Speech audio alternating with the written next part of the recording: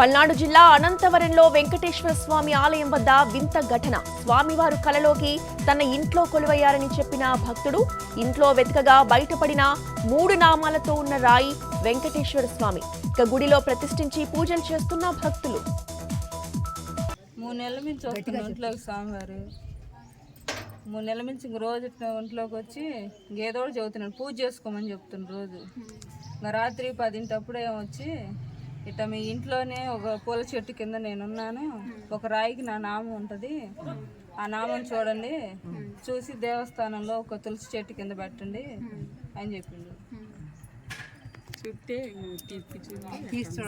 తెల్లవారుజామున చూసారు ఈరోజు? ఇందాక ఈరోజు 9ంటికి అని చూసింది. చూసారు అచ్చం నామాల రూపంలో స్వామివారిని నామం రూపంలో కొలువై ఉన్న వెంకటేశ్వర స్వామి.